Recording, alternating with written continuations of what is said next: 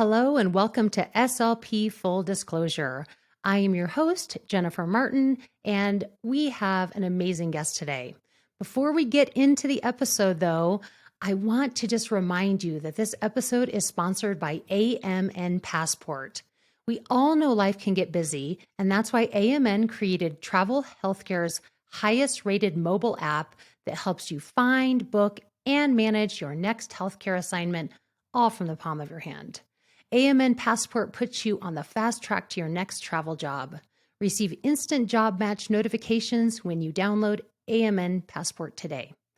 All right, now let's get started. My guest today is Lindsey Hockel, and I have never been so excited to talk about a specific articulation, a sound, and you'll find out why here in a minute. But there's never, I'm going to venture to guess that there's no SLP in the history of SLPs that has not had some experience with the R sound. So today we are going to talk about unpacking the R.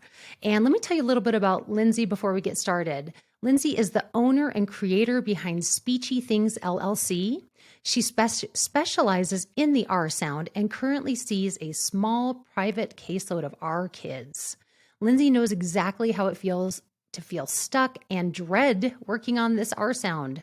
Using her own clinical experience and a ridiculous amount of research, Lindsey now shares every tip and trick she possibly can to help other SLPs break through barriers and rock the R. She strives to ensure that every therapy material, speaking engagement, and training video provided by Speechy Things is informative, evidence-based, and fun, which is great. On a personal note, which I love, Lindsey believes in progress over perfection, dancing like no one is watching, and above all, free shipping, which I could not agree with more. So welcome, Lindsey. Thank you. I feel so strongly about that last one. I really do. I mean, really, wrap it into the price of the product. Fine. Trick me. I don't care, but don't charge me for shipping. Yes. Oh my gosh, you are so right, because I can't tell you how many purchases I have made just for that. I probably paid twice as much, but I made money off that because of the free shipping. So exactly. And then you make money if you ever return it too. Yes. My husband doesn't understand. I make money all the time. Listen, I know. My favorite is, well, but I said, I got this great deal. Yeah, but you weren't going to buy it.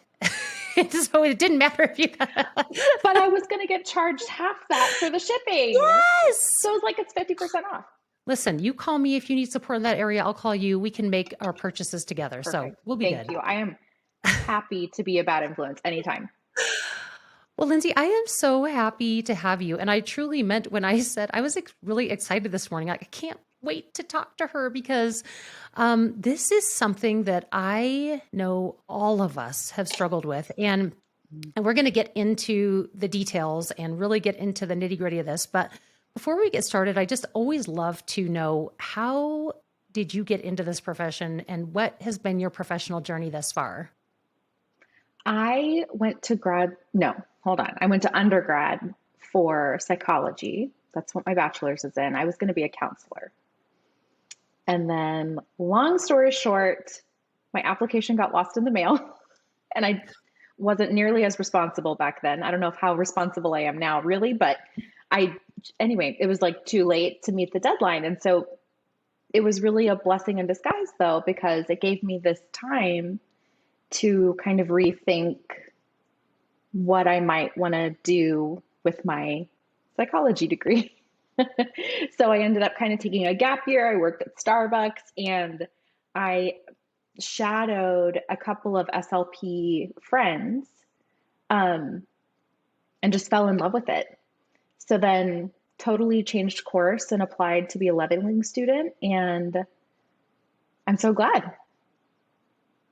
Yeah, that's such a perfect example of, sometimes we think, oh, when a door closes, it's closed. But had that not happened, it would have not led you to where you are now. So. Oh, totally. Yeah. So that's one of the best things that's ever happened. Yeah. And we are so glad too. And so what, and then have you always worked with pediatric population? Did you, what led you to start your own practice?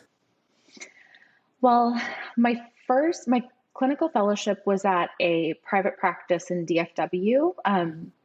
And I mean, I couldn't have asked for a better placement. I learned so much from the incredible SLPs I worked with. Just being surrounded by others every day was awesome. But once my daughter was born about 2 years ago, it was in the like during it was at the tail end of, well, I guess we're still in a pandemic. I don't know. Are we anyway? It was in 2021. So Yeah.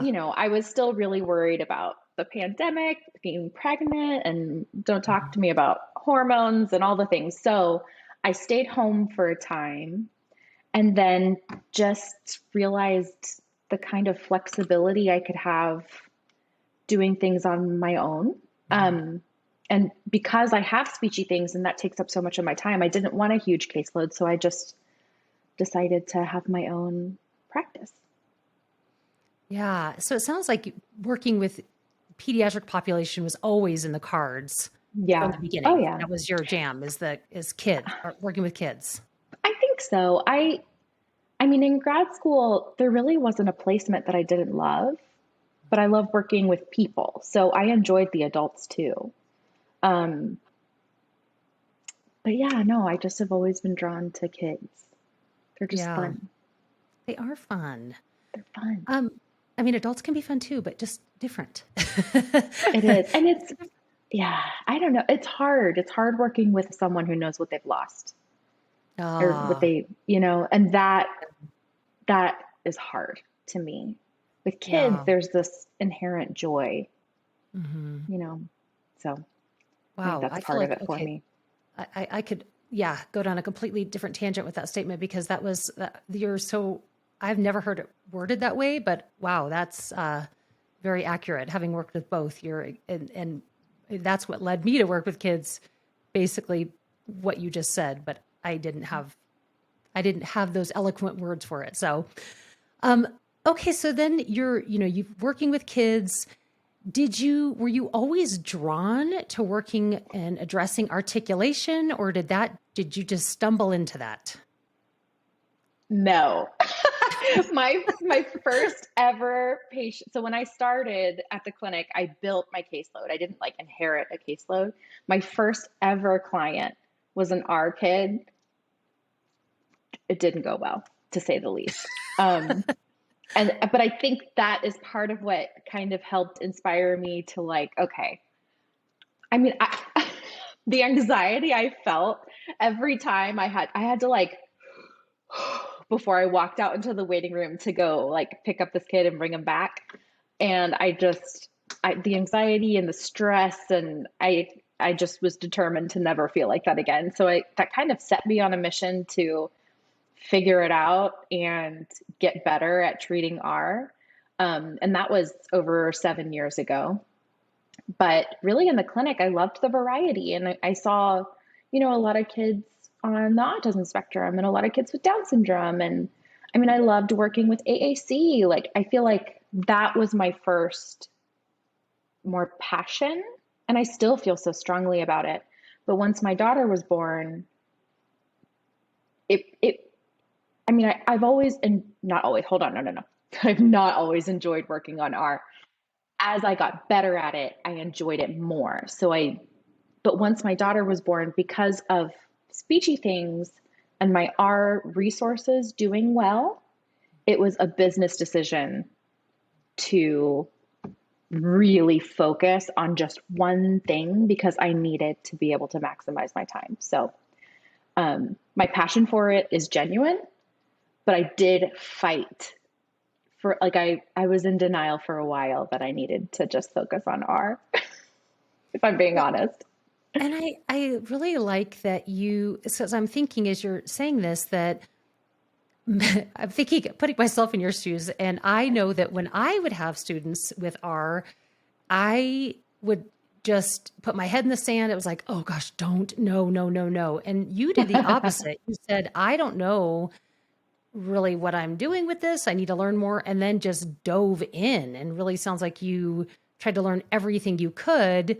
And then lo and behold, then you found it more enjoyable because then I think I know personally my struggle, and I think a lot of us that struggle with R, it's because we don't know how to begin and what to do. And so, of course, naturally, when you don't feel like you're equipped to deal with something, you don't usually run toward it. But it sounds like you Mhm. embraced it and said, I'm going to really focus on this. And then how smart of you to, because this field's so diverse, we can't be experts at everything, but you really then took that and said, okay, I'm going to make this, I'm going to really just be an expert in this. And I think that's really inspiring. Well, thank you. I feel lucky that I'm in a position where that, I mean, I think some of this was luck and some of it's definitely hard work, but I'm very happy with the direction my career has taken. I've still not given up the idea of going back to the clinic someday, just because I like having coworkers and I love the variety and I love the kids, but I know I'll feel like a clinical fellow all over again because I'll be so out of practice at that point. But Yeah. Well, and I think it's also such a good reminder to anybody listening that, you've made a business on a sound. So don't ever sell yourself short to think that, oh, well, it's just this one area. No, that's, one sound. So, it's um, very hard. yeah. Well, let's take a step back and just have a refresher because I feel like I know this information, but I also feel like a lot of the information that I think and thought I knew is not exactly accurate. So if we're thinking about the R, when is it expected that most children will be able to produce this sound? So I love this question because I feel like by now most people have probably heard of the new, I'm using air quotes for podcast people, the new speech norms from Yes, yes. McCrow and McLeod and Crow. Hmm. So in 2018, they put out these new speech norms for English phonemes. No, no, no. The English R was part of it, but they used consonants. But anyway, they took, I mean, thousands of kids from across the world, and the R is for most kids, I want to say it was like 90% of kids, it comes in around the age of 5, 5.5. Okay. And so I actually got to see Dr. McLeod present. Is it doctor? I'm sure it is. I I'm don't sure it is. know. Well, We'll err I on got that to side. I got to see her present at ASHA this year, and she told this Oh. story, and she's so engaging. It was so fun Hmm. to listen to her. But she was saying that whenever they put that out, ASHA, I guess, reached out and was like, "We can't tell people 5. Everyone's gonna, totally freak out because there's for whatever reason, there's this idea that we don't touch R until they're like 8 or 9, right? Like I feel like that's Hmm. um, there's still some people who think that way. And so Asha was like, can you redo this study just for the United States? Because we're special, right? We have R's that not everybody uses. We have these vocalic R's that are different, right? British people, Australian people, they don't use these. So they were like, okay, sure. And so then that's why they put out Crow and McLeod 2020, and it was the same results. So Oh, final answer, 5.5. That's whenever okay. most kids, like almost all kids, have R.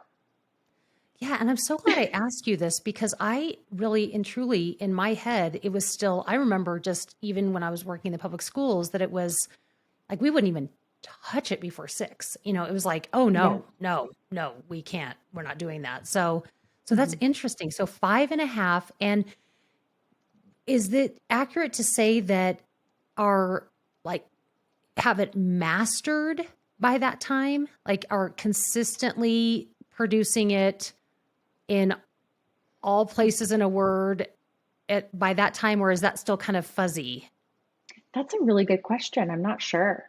I'd have to I'd have to like look more closely. I don't know. Okay. Well, we will look it up, and then yeah, we can also link that study or that information in the show notes too for anybody who wants. So, okay, so 5.5, and then what's your opinion on if somebody comes to see you and they're just like on the cusp of 5.5 and they're kind of producing it, kind of not. I mean, what's your thought as to when is the earliest you'll start working on this sound? Well, the earliest I will start working on this sound would honestly, it depends on what's going on. Yeah, it's like Because there's if it's gliding, then we would expect that to disappear even a little bit earlier.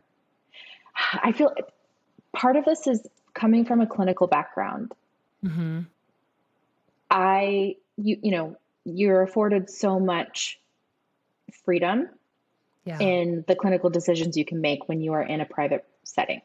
Yes. So if I had a student who was already with me and we've cleaned up all this other phonology, but the last thing is the R and they're stimulable, and I talk to the family and they're like, yeah, let's do it, then I mean, I would work on it with like a 3 or 4-year-old. I mean, but it depends on what's going on. Now, if a kid comes to me and they're not stimulable, then I think age 5 is reasonable.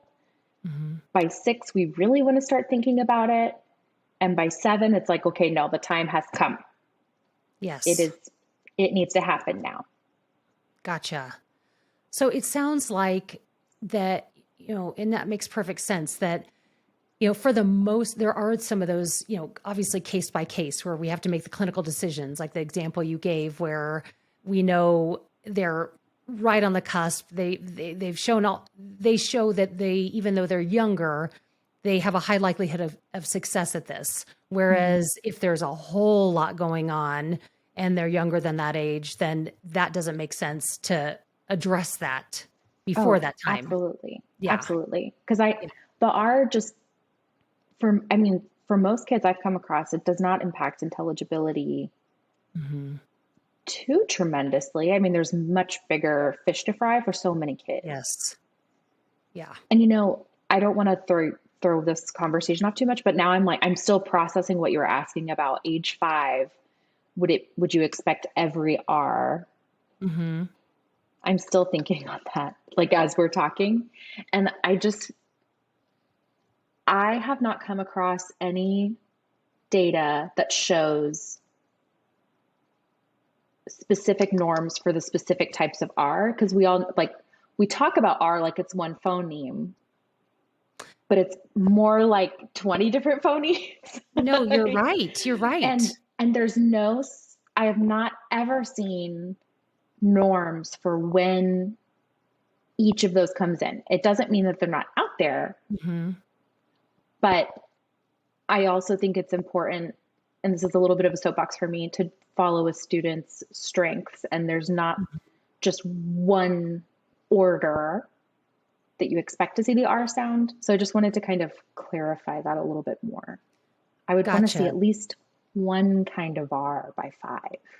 Gotcha. Doesn't mean they have it mastered in every word position, because like you suggested, that is a different sound and there's differences in how that's being produced. So it's almost like looking at 2 different phonemes in some ways. Yeah. Yeah. It really is. I mean, we can kind of group blends, and then vocalic is its whole other world, and then initial R. And I feel like if they can at least say the R, if they're at least stimulable, I mean, that's the biggest thing I'm looking for, is stimulability, because that's such a huge barrier. Yes. So I would want them to at least be stimulable by 5.5. And if they're stimulable, then I would think, especially as they become a stronger reader. Yes. The rest would come. And do you feel like there's ever, because my hesitation always with starting earlier, and again, this is me running away from the R as fast as I could, but I always felt like, and I think I did say this to parents at times. Well, if we start too early, then it's almost like you're asking them to do something that they don't have the coordination to do. It would be like saying, okay, at 3, you're going to go and jump over hurdles, like as in a track meet, and that wouldn't be realistic.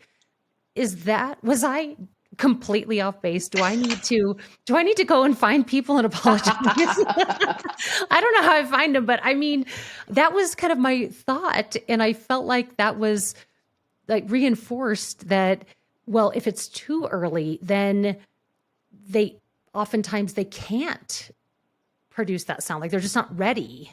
Is that accurate in any way, shape, or form? I don't,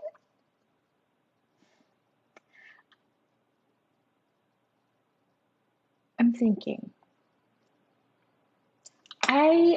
Okay, first let me say, Yeah. no judgment here, because when No, I think back on the things I've made I've said many and done. mistakes. No, that's why, I mean, please, there is, I will not feel any certain way. I mean, truly, Yeah. I'm sure it was inaccurate in many ways. You know, I no, I don't think it was totally inaccurate. Okay. I think working on the R sound Hmm. is very difficult. Yes. And because there's so many things the tongue has to do all at one Hmm. time. So asking a young child, I think it depends on what kind of cues we're using. If we are Mm. using phonetic placement cues with a 4-year-old, meaning like, okay, get the sides of your tongue up, pull your tongue Hmm. back. I don't think, then yeah, we're asking them to do something that they are probably too little to really conceptualize or understand or have Gotcha. the coordination to focus Hmm. on like that. But I don't think physically it's impossible. I just think we need to Gotcha. use a different approach in targeting it. Okay, that makes sense. Yes. So it's not saying like, oh no, absolutely, you could never, no 4-year-old could physically do this. Right. That's not true. But Correct. how that, to have that a certain age where you have enough awareness of what's happening, it sounds like that needs to be in place, because otherwise it's really hard to instruct unless there is some sort of awareness of what they're doing with their articulators.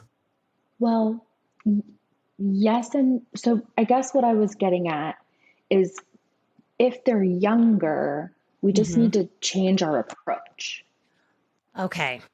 So, not Okay. that it's, yeah. Yes. So, like, I can't give them the same kind of cues that I would give. I've pretty recently I've worked with a teenager on eliciting the R sound. I mean, I'm gonna like, right, we have to Yep. differentiate our approach based on who's in front of us. So, for a young child, 4-year-old, 5-year-old, Yeah. maybe even 6-year-old, who, if they're like a little bit immature, or maybe a little bit, a little distracted, then I would focus more on using metaphors Got or emphasizing facilitating context. So words that the R is kind of surrounded by phonemes that seem to make it a little easier to produce. Yeah. Um, Things that don't put the cognitive load on the child. Things that hopefully help support production as opposed to Gotcha. them Okay. having to really think about the placement. Okay, that I get it. Okay. I finally get it.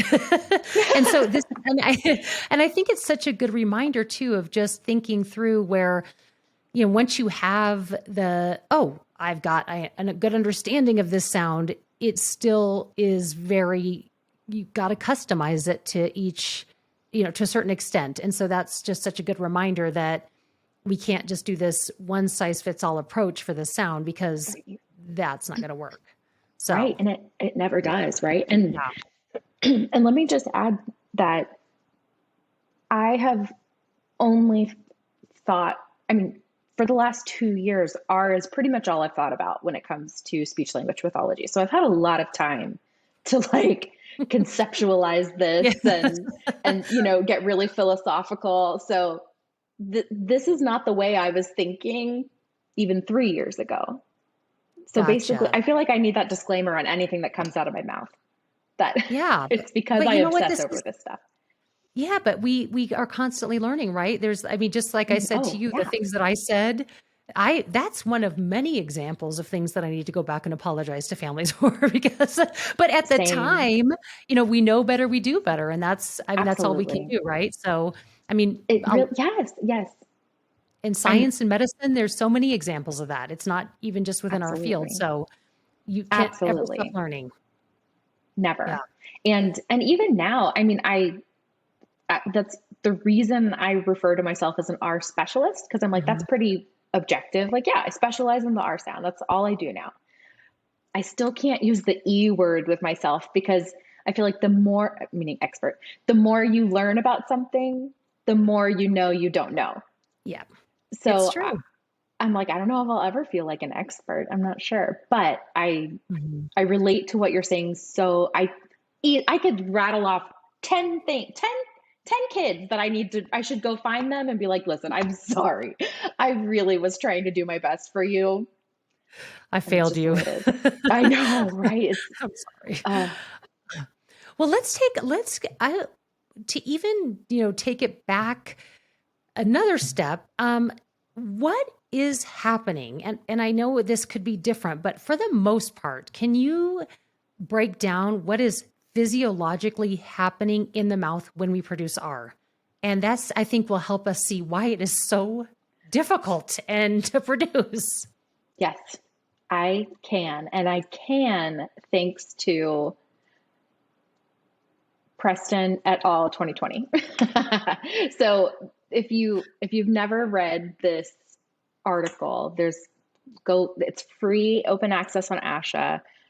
Um, Jonathan Preston is out of Syracuse, and him and a whole bunch of other people, they do ultrasound imaging all the Oh, time. cool. So I feel like anything that they watch the tongue do its thing constantly. So Mhm. they're pretty trustworthy, smarty pants people.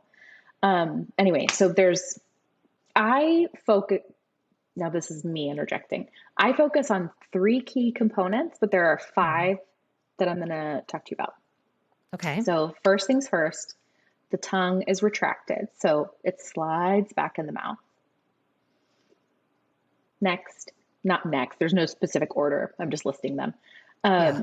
We need side elevation. So you might hear it spoken about like lateral bracing. So the sides of the tongue are elevated Mhm. and they're touching either the top molars or just inside the molars along the gums. So slide it back, sides are up. Yep. We also need tongue tip elevation.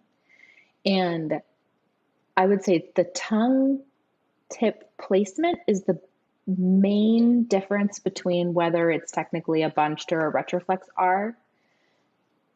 I used to feel so passionately that some kids can do one, some kids do the other, some kids can do the other.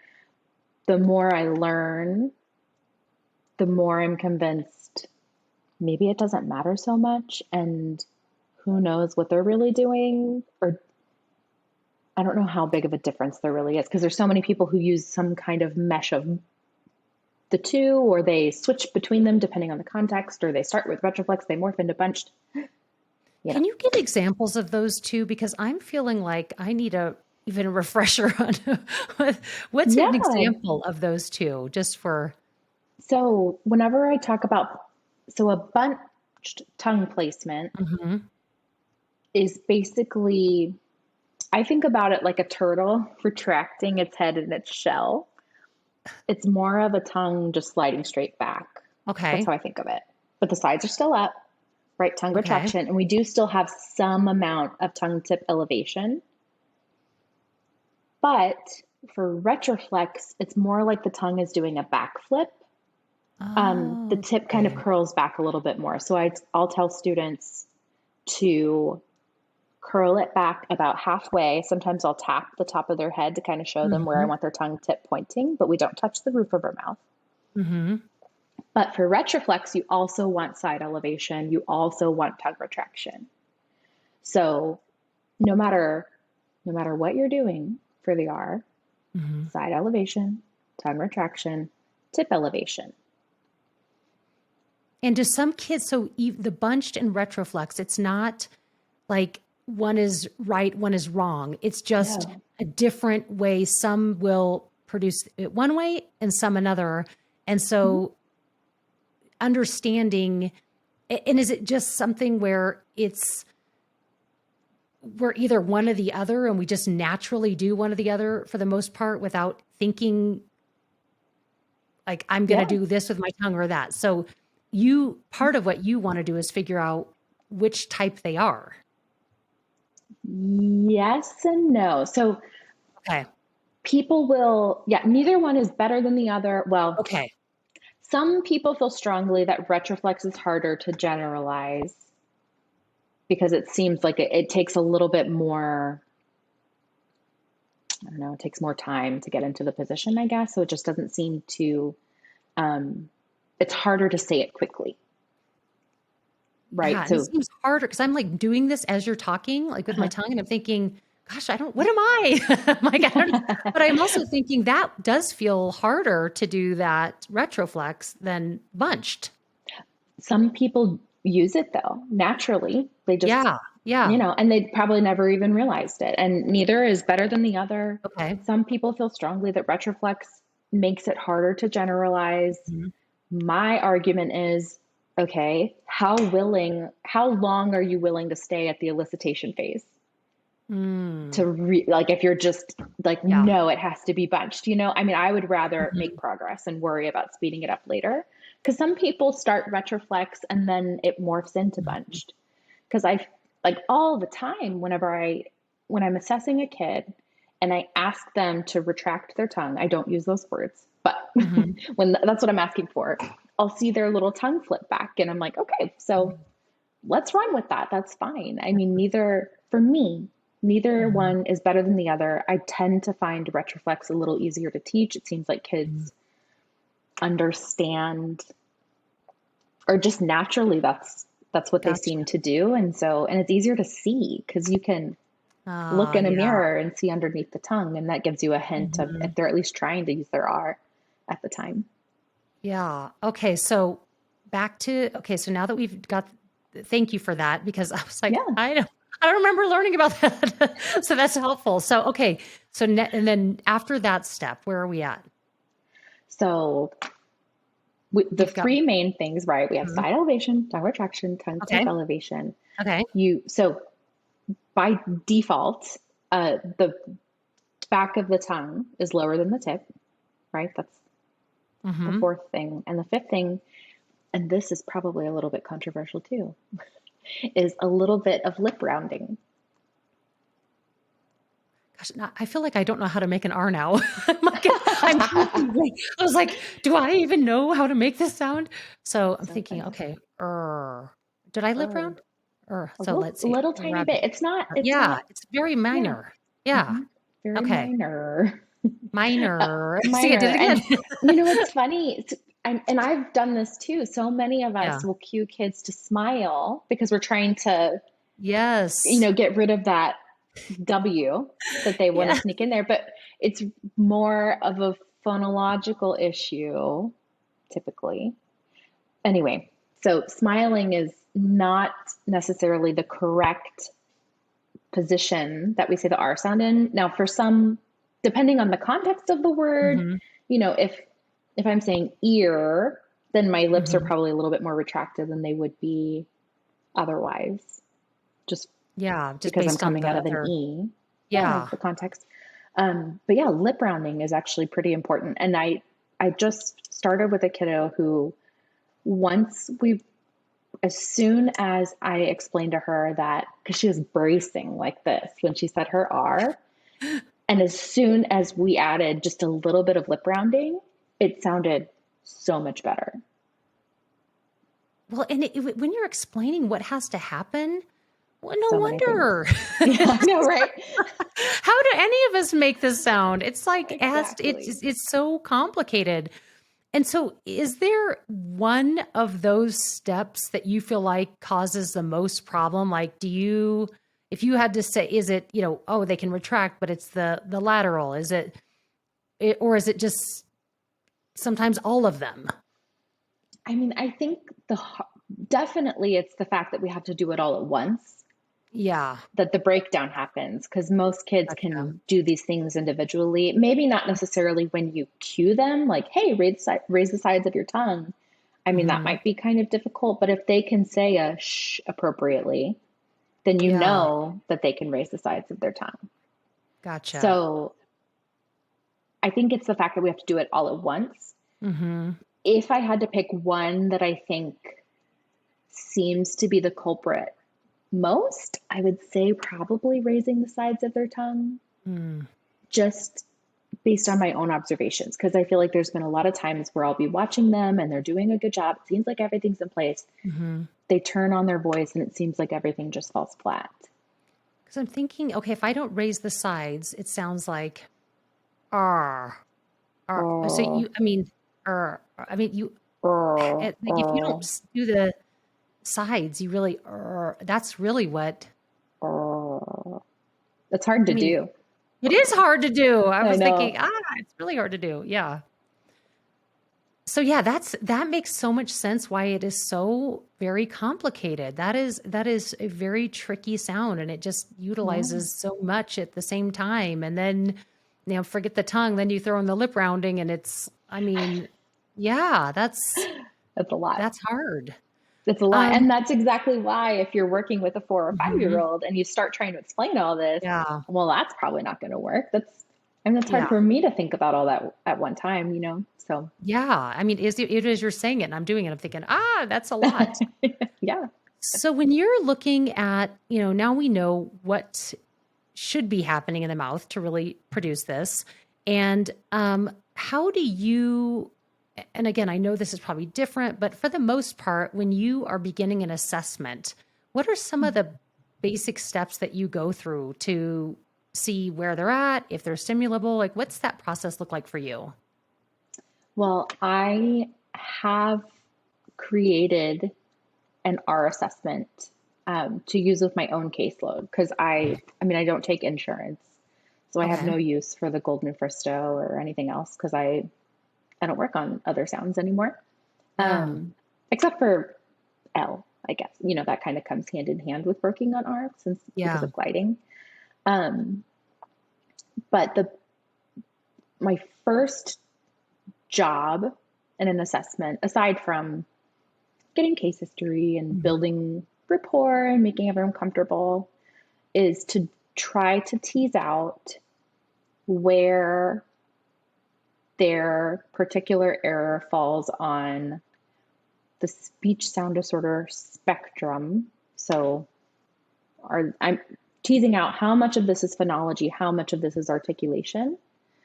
Um, I think maybe there's been one student I've ever seen who it was truly just an articulation disorder.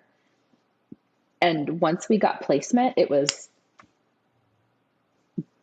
I mean, she was out of there so quickly and she was 5. Um, Wow. yeah, that's never happened again. I promise you. That was one time. Um, but just trying to figure out what we're looking at and where we need to start. Mhm. So I'll take a conversation sample, I'll get an R inventory. So just, um, I have a list of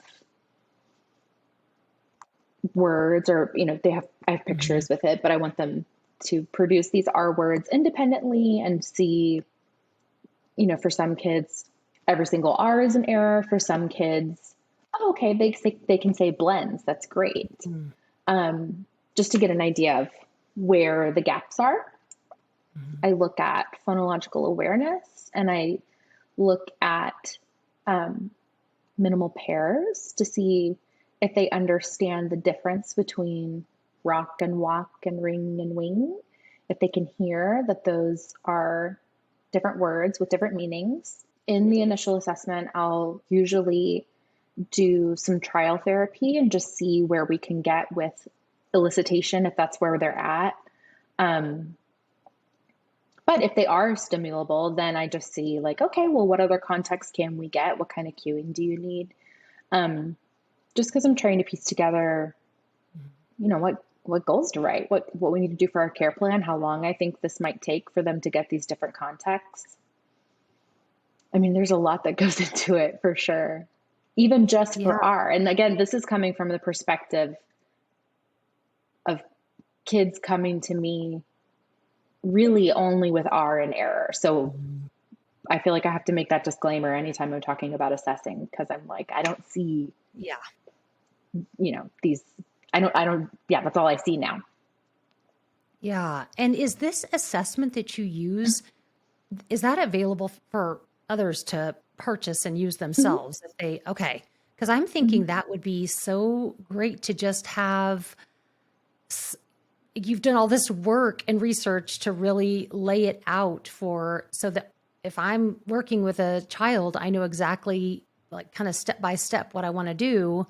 And then that's going to help me get the most accurate information. And to your point, then to be able to make realistic goals or to even know how long are we going to work together? Yes. Yeah. Yeah. I have it. It's on my website for Okay. And anyone we'll who link all wants that. to take a peek. Yeah, that'd be great. Thank you. But Yeah. I've been using this assessment for over a year, and Okay. it's just been really helpful. Or I've developed it Yeah. for it took me about a year to develop it. And part of that's because I don't get just tons of kids coming to me for assessments, but, Hmm. or for evaluations, but it's been very helpful. Hmm. It's just kind of how I conceptualize the therapy process. Well, and I think it's such a great piece of information too, to be able to share with, if you do work in a school with kids, to be able to share with your team and then, the Yeah, parents and just even, depending on the age of the student themselves, so that they can be a part of that plan. So, um, absolutely. and then once you go through that assessment, do you generally have an idea about, oh, this is going to be a long process? Or, I mean, do you have a pretty good idea at this point? Yes and no. I mean, uh, yes and no. If Okay. they're stimulable, then yeah, that gives me lots Yeah. of hope. But like we've said before, even in this conversation, it's really Hmm. not just one phoneme.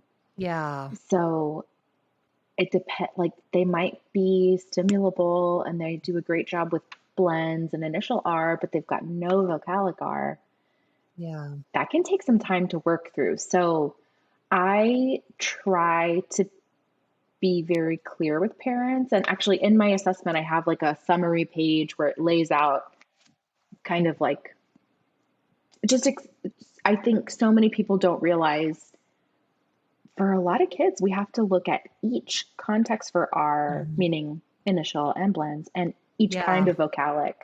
We kind of have to look at them individually and work each of them up an articulation hierarchy. Oh, and that's if we've sort of sorted through some phonological issues. Mhm. So I have a visual in the R assessment that I use to explain to parents and explain to students kind of what we're looking at, because I hope I can help give them a more realistic expectation Mhm. for how long it could take. I mean, but I don't make any promises because Yeah. it just depends on buy-in from the student. It depends Yeah. on how diligent we are about home programming. It depends on how on my game I am.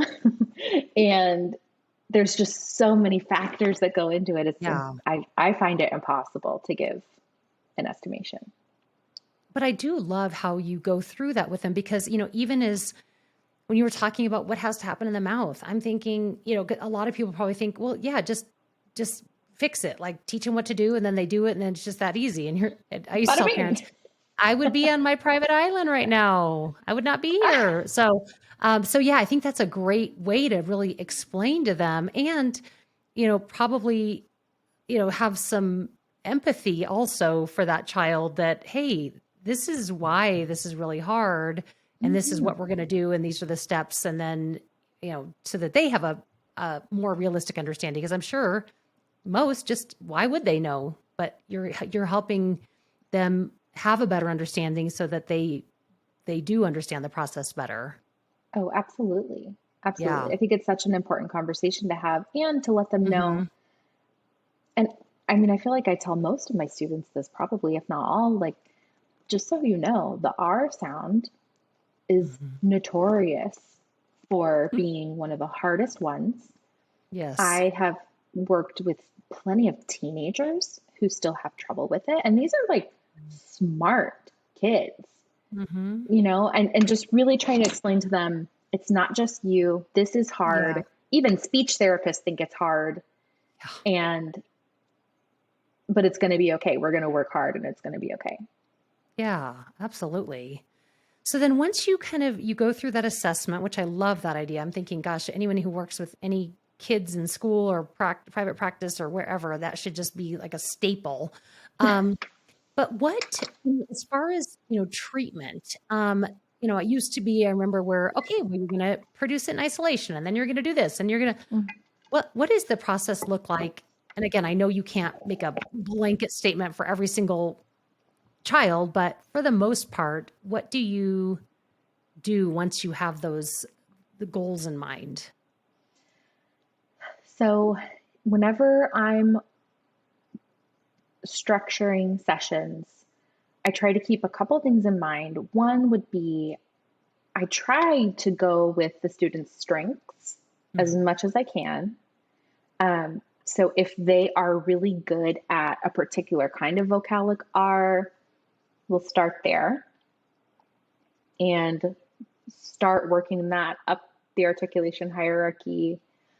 But I also would never just pick one type of R, work it to conversation, or even, I mean, we're kind of always intermixing things. And I don't know how familiar people are or how you are with the principles of motor learning. Does that sound familiar?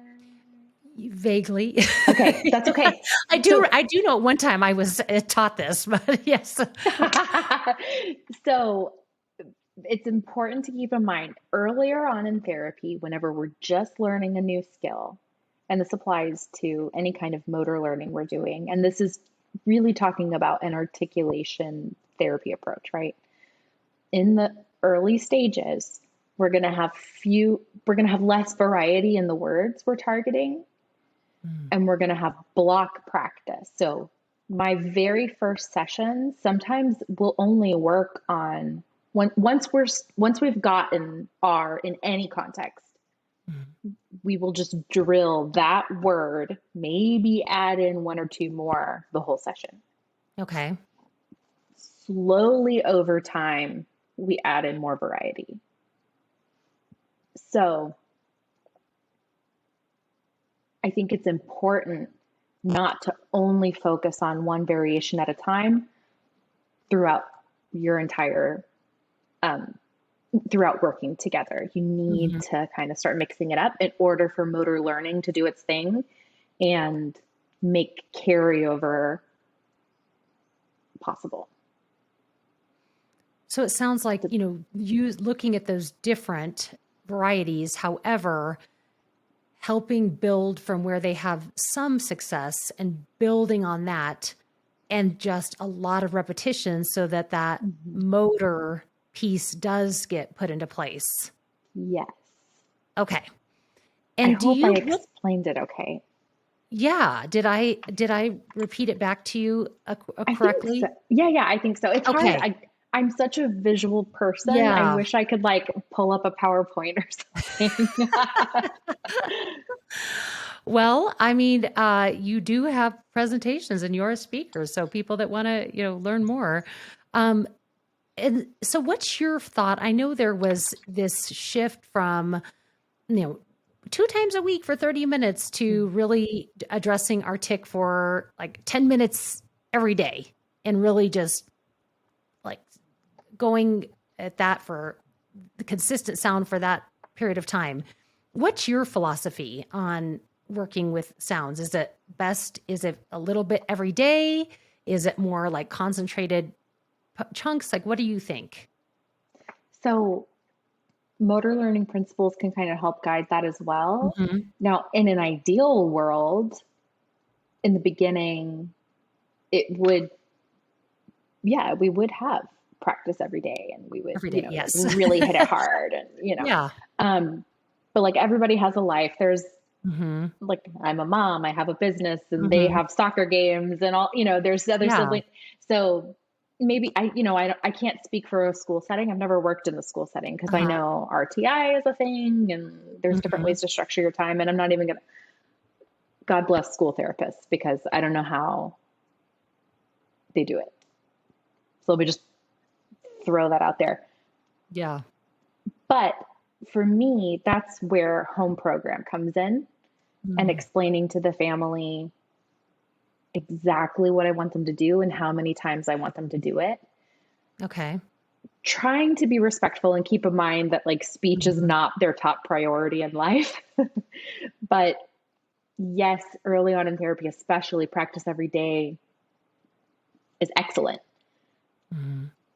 I can't be the one to do that with them. So I try to give them homework I know they can be successful and practice correctly. Hmm. And I ask them to do that for a short amount of time every day, or as many days as they can. Yeah. So, and, even building it in when you're driving from point A to point B, or Are in the making car. dinner, or I know That's what I it's, call it. Are in the yeah, car. or in the car. That's hilarious. It's like comedians getting coffee or whatever, where they all drive around and with Jerry Seinfeld in the car. This would be your version. You're Yeah, the absolutely. SLP Are in in the the car. car. Yeah, and you're right. I mean, it doesn't work where they can't be dependent on you once a week. That's not where progress happens for anything, really. Mm-hmm. You've got to, if you're not putting it into practice throughout the rest of the time. And do you typically like to see these children once a week? Like, how do you structure that? Right now, yeah, I all my kids are once Mhm. a week. Okay. Part of that's a scheduling thing, part of that's Yeah. financial. Hmm. Because again, I don't take insurance Yeah. and I don't work full time. So, Hmm. um, yeah, I'm not saying that's the best setup, Hmm. but yeah, I see kids once a week for 30 minutes, and I try to really work with the family to make sure that Hmm. home programming can be successful. Yeah. Well, and I probably too that it is no insurance, and that probably does help increase the motivation that we don't want to do this forever because yeah, we Right. want to. Yeah, And at what absolutely. point do you decide, okay, we're it's we've mastered it, or it's good enough, and this is probably where, and I mean, in all reality, there's some that are, it's just, I'm sure you've seen where you kind of get to a point where it's like, all right, this is where we're at, and it's okay. Or how do you decide when is discharge? I I mean, I look at where we're at in the care plan. If I feel like there's, Mhm. any goals we need to add before we're done, but if they're mastering their goals, I speak with the student and with their Mhm. family. All right, this is what I'm seeing in our sessions. Is this what you're seeing at home as well? I ask the student how they're feeling and how, because they're the only ones with themselves all day, right? So, Yeah. are you using your R at school? Are you using it with friends? Do you notice if you're making an error? How do you Mhm. handle it? Um, I mean, I don't have a super clear cut answer, but again, I'm lucky that not only am I not bound by IEPs and Yeah. all these things you have to Mhm. think about in other settings, Mhm. but I also don't have any productivity requirements because I am my own employer. So Yeah. it's nice that I can be like, you know what, let's drop to every other week. And we do Mhm. that for a time. And I'll add as well that therapy is not my primary income. Speechy Things is. Mhm. So I'm not, that's another factor that I'm able Yeah. to do this. But, let's drop for every other week. Hey, Mhm. let's go ahead and pause. I think that you're going to be just fine, but I'm going to check back in with you in 6 weeks. I mean, I really work closely with the family incorporating so many factors to determine how we go about it. So it's like a I feel like group I'm giving you all decision. these non-answers. No, because I mean, when you say no, you are definitely giving an answer. So I mean, it's a group decision and there's different factors that play into it. But I Mhm. do like that you point out that there are sometimes, I remember doing this with students and saying, do we just need a break? You know, and they do, they kind of, Absolutely. and so then, and that's okay. And Yes, sometimes, you know, it's like, if we need to go back and revisit this, great. If we don't, absolutely. but yeah, sometimes taking that break is just the right thing for many reasons. And so I think that was a great reminder too. Sometimes you can say, let's see what happens. Let's touch base in 6 weeks and see where we're at. Yes. Yeah. And that's such a good point because there are so many, especially when you're not seeing progress. Now, Mhm. these situations, I was thinking more from a care, like they're at the generalization Yeah. phase, you know, and like we are doing a Mhm. really great job, and I feel like they're so close. That's kind of the Mhm. perspective I was thinking about just then. But I think that's such a valid point for kids who are struggling. I mean, how long do you want to make everybody miserable? Because it's Yeah. amazing what can happen. Even I'm Mhm. sure people have seen this, you know, you have winter break or you have summer break, they come Yeah. back and you're like, wow, Yes. you're doing Yeah. I great. remember You a know, professor I used to always mean, say, little Mr. Development or is always in the room, you know, so, or, you know, absolutely. there's, yeah. And I remember one time I had an older student when I was in the public schools that we were still working on R. Then I finally said, do you want to do this anymore? And she said, no. And I called the parents and I said, you know, I'm thinking it's a good time to take a break. And they said, thank you. You know, whereas Yeah. there's sometimes where they just feel like they just need permission to be like, yes, thank you. Let's Yes, just take a step back and then totally. revisit. So, Totally. And you I'm have sure given they, so, go ahead. Sorry. Go well, ahead. I'm just so glad that you Yeah. did that for that student and that family because Mhm. I'm sure they would have felt like, you know, they feel Yes. guilty. I feel like people, you know, because we're sort of on the more medical side of things Mhm. and people trust us and they don't want to do the wrong thing or disadvantage their Mhm. child or whatever it is. So hearing from the expert that it's okay if we just take a break, like, oh, Yeah. I'm sure that was such a relief. I'm so glad you did that for them. Yeah, and it's like we don't need, you know, perfection to be the enemy of good, and so it's like there is Mm, no perfection. You know, perfection is when you feel like you're okay with where you're at. So it's, absolutely.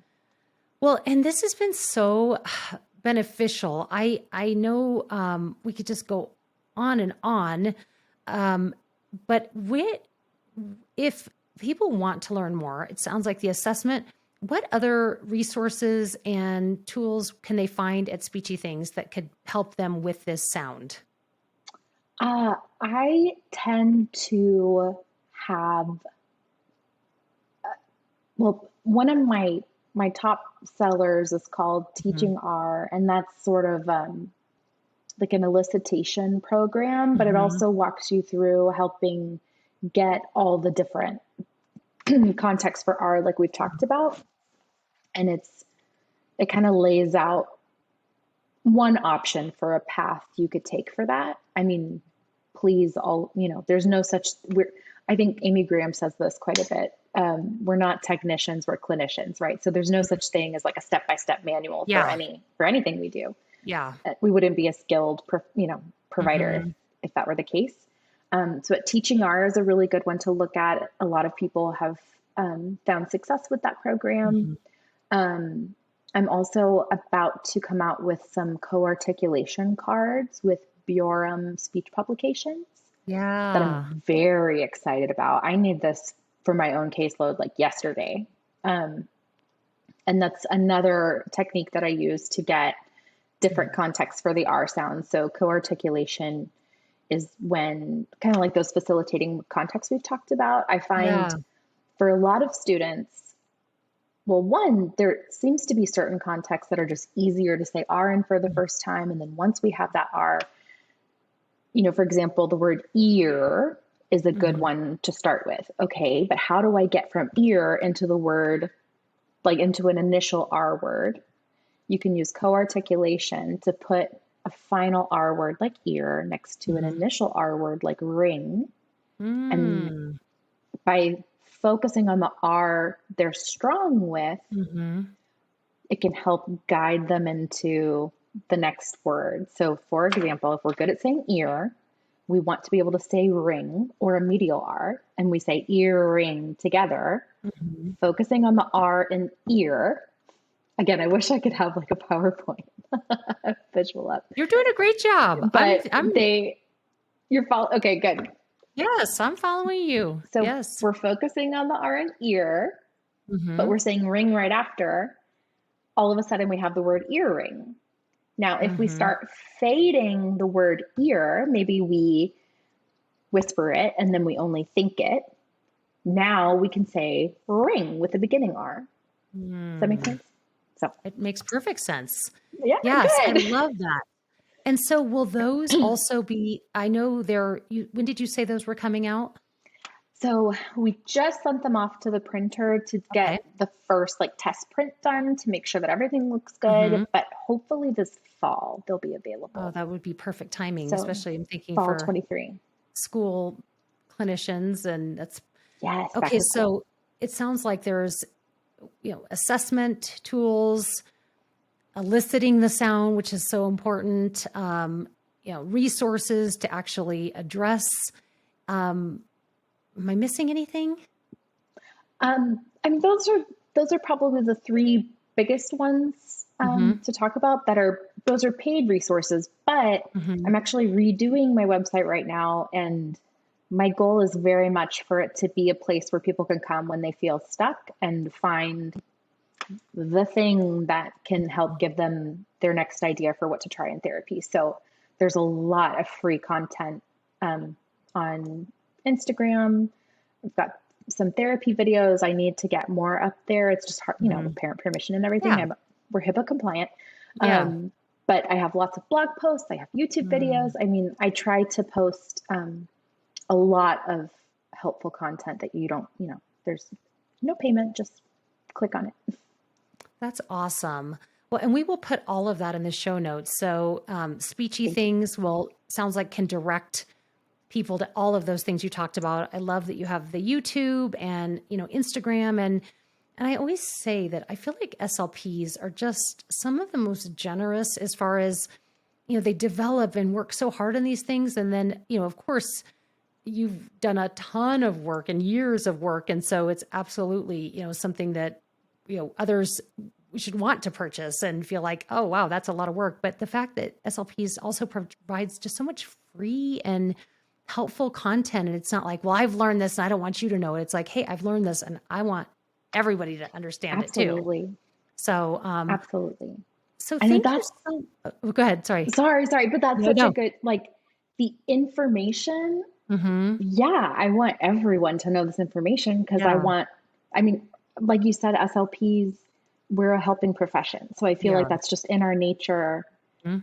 Like I want you to be successful and I want you to win and I want your Yeah. kids to be successful. I want everyone to have a good time, I want progress because Well, and it's so you've done a important. So lot the of, information is free. The yes. layout sometimes that's paid. Well, but I mean, you've put in a lot of time and effort into this. It's Yeah, not, true. and it's, so we definitely, you've earned the right to receive compensation for that. Well, So, thank you. Got to pay the bills. but I do love that you're creating a path for success. And so whether you're, new or been doing, because if I was to start working with R again, I'm not a new SLP by any means, but I would definitely need to go and take a big refresher. And so I love that you've got this evidence-based current, and also that you just keep revamping it as we learn more, we do more. So we will direct everybody to Speechy Things. And Lindsey, thank you so much for specializing in this sound because I do feel like it's so cool that you have really just taken that and run with it, but not just run with it, done a really great job with it as well, and helping others do a great job also. So thank you so much for your time and your expertise. Well, thank you so much for having me. I really enjoyed talking to you, Jennifer. It's been fun. And that wraps up this episode. Thank you for tuning into SLP Full Disclosure. For more information about this episode, check out the show notes on our website at medtravelers.com/SLP Full Disclosure. And don't forget to leave us a review and subscribe so you never miss a guest. Are you interested in becoming a travel SLP? Visit medtravelers.com to learn more and explore the exciting opportunities we offer at top-level facilities across the country. Also, a special thanks to Jonathan Carey for producing this episode and Aiden Dykes for the music and editing. And as always, this episode was powered by Med Travelers. See you next time.